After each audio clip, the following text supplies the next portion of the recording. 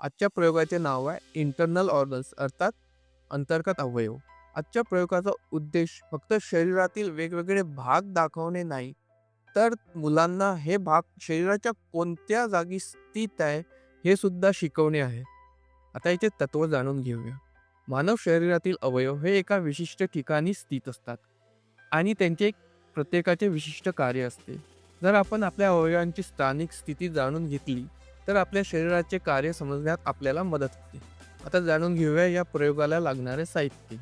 ते म्हणजे मानव शरीराचे मॉडेल्स, त्यानंतर मानव शरीराचे कवर, त्यानंतर अंतर्गत अवयवांचे मॉडेल्स. चला मग आता प्रयोगाला सुरुवात करूया. सगळ्यात आधी आपलं सगळं साहित्य टेबलवर या प्रकारे मांडून घ्यायचं. त्यानंतर हे आपले अंतर्गत अवयव घ्यायचे आणि हे याच्यामधून काढून घ्यायचे.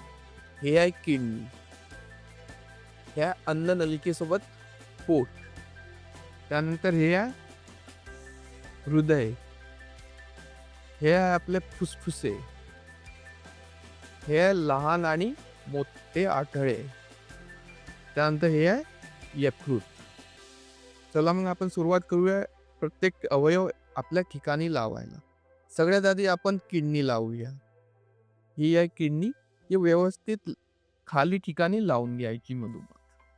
ठीक आहे. त्यानंतर हे स्टमक घ्यायचं आणि ते आपल्या योग्य ठिकाणी लावायचं या प्रकारे. हे झालं. त्यानंतर हे हार्ट घ्यायचं, ते योग्य ठिकाणी इथे लावून घ्यायचं या. त्यानंतर हे लहान आतळे आणि मोठे आतळे घ्यायचे, ते स्टमकच्या खाली व्यवस्थित लावून घ्यायचे या प्रकारे. त्यानंतर हे यकृत घ्यायचं आणि ते व्यवस्थित स्टमक जवळ लावून घ्यायचं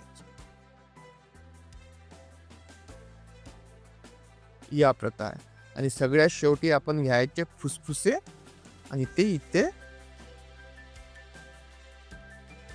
व्यवस्थित लावून घ्यायचे.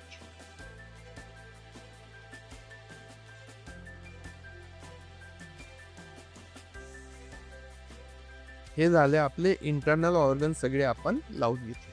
त्यानंतर हे वरचं कवर घ्यायचं आणि ते इथे लावून घ्यायचं. यामुळे काय होईल की आपले आतले अवयव झाकले जातील. जसं की आपल्या वरचं पोट दिसते, छाती दिसते, पण आपल्याला अंदर काय आहे ते दिसत नाही. तर हे झालं आपलं अंतर्गत अवयवांचं मॉडेल तयार. आता या प्रयोगातून आपण काय शिकलो? या प्रयोगातून आपण शिकलो की आपले अंतर्गत अवयव म्हणजे फुफ्फुसे, हृदय, मोठे आतडे, लहान आतडे, यकृत कोणत्या स्थानी स्थित आहे हे आपण शिकलो. आता या सगळ्यांचं फंक्शन काय आहे ते जाणून घेऊया. तर सगळ्यात आधी जाणून घेऊया फुफ्फुसाचे कार्य. फुफ्फुस कनेक्ट राहते, आपल्याला जोडलं राहते नाकाशी. नाकातून आपण काय घेतो अन्न? हवा. हवामध्ये खूप सारे वायू राहतात. तर हे फुफ्फुसामध्ये गेल्यावर काय होते की फुफ्फुसे ऑक्सिजन घेतात आणि कार्बन डायऑक्साईड सोडतात आणि हे फुफ्फुसे मग ते ऑक्सिजन कोणाकडे पाठवतात? हृदयाकडे. इथनं कार्बन डायऑक्साईड बाहेर काढला जातो आणि ऑक्सिजन घेतला जातो आणि हा ऑक्सिजन कुठं जातो नंतर? आपल्या हृदयामध्ये. हे हृदय काय करते? आणलेला ऑक्सिजन म्हणजे मिळालेला ऑक्सिजन पूर्ण शरीराला रक्तावाटे पुरवते. त्यानंतर आहे पोट आणि याच्यासोबत आहे अन्ननलिका. तर हे जोडली गेली आहे तोंडाशी. तोंडामध्ये आपण जेव्हा घास घेतो, चावतो, त्यामध्ये लाळ मिक्स होते, मिश्रित, आणि हे मिश्रित सोल्युशन कुठे जाते? हे सगळं मिश्रण या पोटामध्ये जाते. हे पोटामध्ये काय असते? Hydrochloric acid. ते कुठने येते? या यकृतामधनं. तर इथे त्या सगळ्या अन्नाचं विघटन होते. यकृत आणखी काय करते? जेही आपली चरबी आहे ते ॲब्झॉर्ब करून घेते, त्याला पचवते. आणि दुसरी गोष्ट, काही विषारी पदार्थ आपल्या शरीरात गेला असेल तर त्याला निष्क्रिय करते. त्यानंतर हे पोट काय करते? ते अन्न पुढे पाठवते. पुढे हे अन्न कुठे जाते? लहान आतड्यामध्ये. लहान आतडी काय करतात? त्यामध्ये जेही आपल्या बॉडीला जरूरत राहते, आवश्यकता राहते, विटॅमिन्सची, मिनरल्सची किंवा कार्बोहायड्रेट्सची, तर हे सगळे ते ॲब्झॉर्ब करून घेतात आणि हे अन्न पुढे पाठवतात मोठ्या आतड्यांमध्ये. मोठे आतडे काय करतात? यामधलं पाणी शोषून घेतात.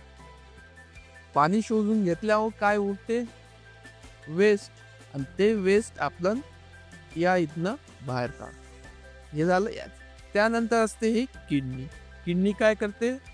आपल्या शरीराचं शुद्धीकरण, आपल्या शरीरात जे रक्त राहते त्याचं शुद्धीकरण हे किडनी करते. आणि दुसरी गोष्ट, विटॅमिन डी ॲक्टिव्ह करते. त्यामुळे काय होते की आपल्या शरीरामध्ये जी कॅल्शियमची कमी होत राहते ती कमी हे होऊ देत नाही आणि कॅल्शियम ॲब्झॉर्ब व्हायला सुरुवात होते विटॅमिन डी मुळे. तर हे सगळं झालं आपलं अंतर्गत अवयव आणि त्यांचे कार्य. चला मग जाणून घेऊया या प्रयोगाचे उपयोग. पहिला उपयोग आहे शैक्षणिक उपयोग. शैक्षणिक उपयोग म्हणजे कसा? तर मुलांना दाखवायला की आपल्या शरीरात कोणता अवयव कोणत्या स्थानी स्थित आहे, ते त्यामध्ये हे उपयोगात येते. दुसरी गोष्ट, कुठेही मॉडेल दाखवायची असेल आपल्याला वैज्ञानिक, तिथे याचा उपयोग आपण करू शकतो. या प्रयोगासंदर्भात तुम्हाला जर काही प्रश्न विचारायचे असतील तर स्क्रीनवर दिलेल्या टोल फ्री नंबरवर संपर्क साधू शकता.